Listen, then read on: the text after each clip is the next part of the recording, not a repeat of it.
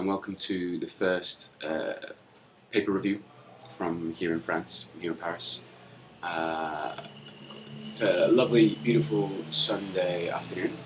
Got my coffee, a little bit of baguette with some jam, delicious.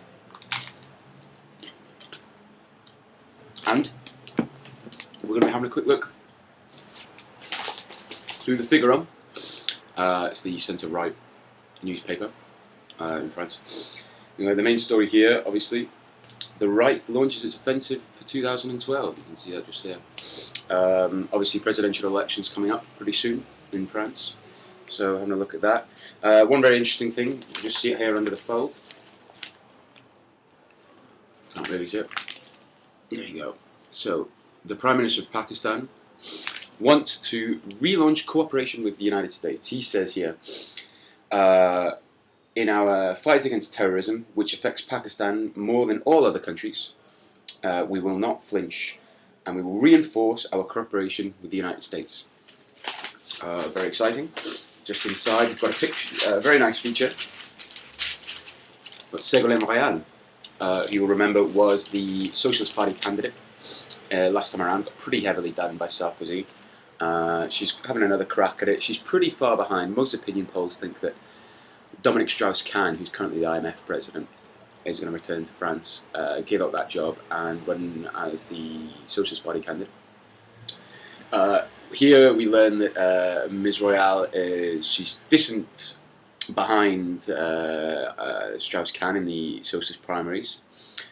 She wants to believe in her chances, and she's ready to launch. She's ready to play the card of suffering France.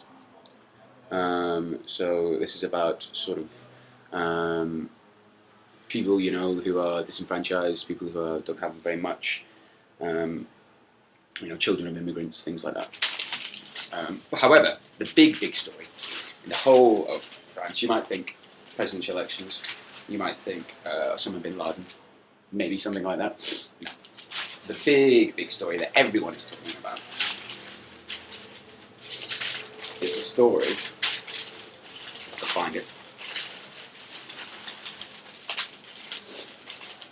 The turmoil at the heart of French football.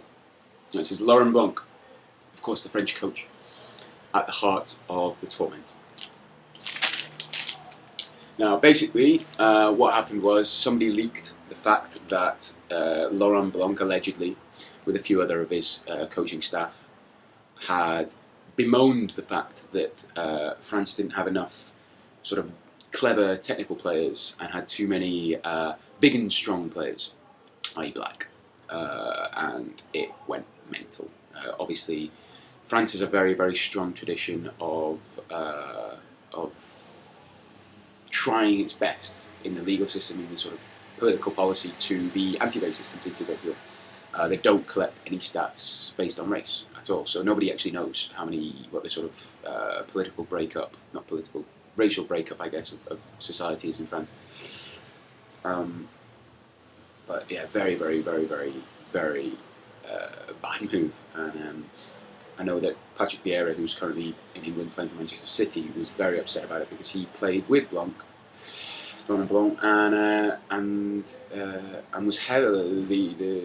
It feels like a step back in France, really, because after '98, when France won the World Cup with a team of people from lots of former French colonies, Zidane from Algeria, people from Senegal, things like that, it seemed like that was the sort of representation. People believed this was the new France, that it was, you know, this kind of post-racial, post-colonial France where all the kind of different people would get together. And now this is very upsetting for a lot of people. So, but yeah, that's that. And then the last thing I just wanted to pick up here in the opinion pieces, we've got an editorial here by Paul-Henri de Lambert. And he asks, this is the timing for 2012. Has the right peaked too early? We can ask this question listening these days to Nicolas Sarkozy, François Fillon, or Jean-François Copé. If we listen to them, we have the impression that the French vote in a month. So he's arguing that they are absolutely on top of more or less all the news cycles, and they're very, very popular, and the Party Socialists haven't really got much going on for them. But the election's next year, so maybe they've got their timing wrong. Anyway, that's all for today. Good night, and God bless.